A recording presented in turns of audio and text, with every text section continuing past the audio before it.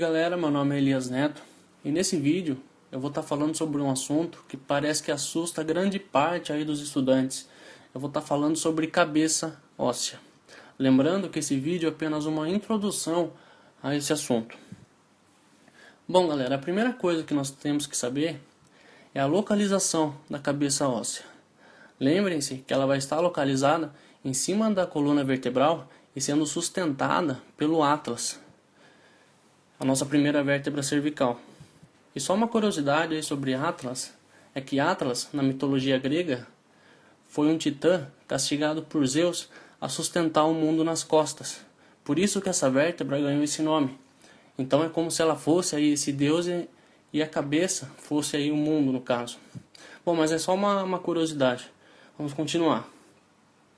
A segunda coisa que temos que saber é que a nossa cabeça ela vai se dividir em duas porções distintas, sendo uma delas a formar uma caixa óssea que vai proteger aí o nosso encéfalo. Essa porção é chamada de crânio, também conhecido aí como neurocrânio, porque está em contato aí com essa parte do sistema nervoso central. Já a outra porção é a nossa face, que vai ser destinada a alojar a maior parte dos órgãos dos sentidos e a dar apoio aí aos músculos da mastigação.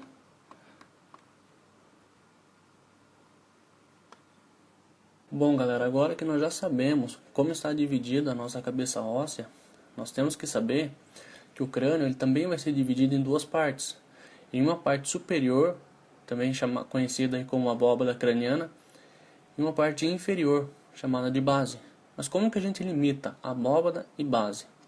Nós vamos limitá-la através de uma linha imaginária, uma linha transversa imaginária que vai partir aí da glabela do osso frontal e vai seguir em direção à protuberância occipital externa do osso occipital. Então dessa forma, dividimos o crânio em uma parte superior, ou abóbada craniana, e uma parte inferior, que é a base. Vocês também podem estar encontrando aí um outro limite para a abóbada e base, que é o seguinte: também vai ser através de uma linha imaginária que vai ter seu ponto inicial aí na glabela do osso frontal, e ela vai passar pelos arcos superciliares, vai passar pela porção ascendente do osso zigomático, passa pela porção horizontal do zigomático, passa pelo processo zigomático, vai seguir em direção à linha nucal superior e vai terminar na protuberância occipital externa. Então esse é um outro limite que vocês podem estar encontrando aí para abóbada e base. Bom galera, o crânio então, ele vai ocupar a parte superior e posterior da nossa cabeça. E ele vai estar formado por 8 ossos, onde 4 desses ossos são ímpares e vão estar situados na linha média. E falando de um sentido anterior a posterior, são os seguintes: o osso frontal, o etimoide, que aqui nessa imagem nós não conseguimos ver bem, mas vai estar sendo representado pela lâmina orbitária do etimoide, conhecida também como lâmina papirácea, o osso esfenoide, que aqui vai estar sendo representado pelas asas maiores do esfenoide, e o osso occipital. Já os ossos pares, nós vamos ter 4, dispostos aí 2 e 2. Vamos ter 2 laterais superiores, que são os ossos parietais, e 2 laterais inferiores, que são os ossos temporais.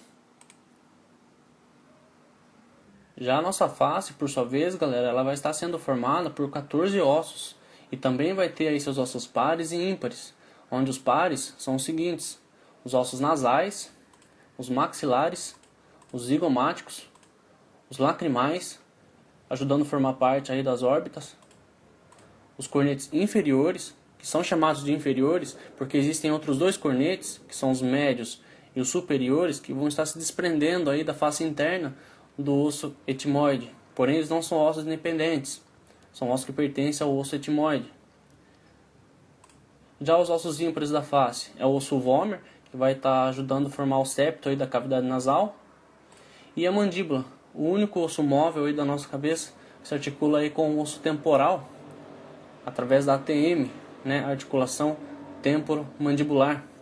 Porém, nesse vídeo a gente não vai estar falando muito sobre a face, nosso foco principal aqui é o crânio.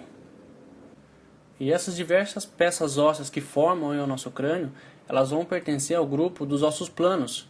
E esses ossos, eles vão estar formados por duas lâminas de tecido ósseo compacto, que vão estar separadas aí por um tecido ósseo esponjoso, chamado de díploe, que vai servir aí como um amortecedor de forças. E lembrando que a lâmina externa ela é toda lisa e convexa na abóbada craniana, enquanto que na base ela é toda irregular. Isso devido aos elementos que entram, que saem, que se insertam aqui na base.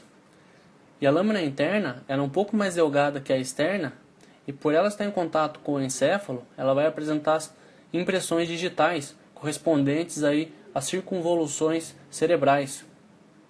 Bom, galera, vamos ver a base do crânio vista por dentro.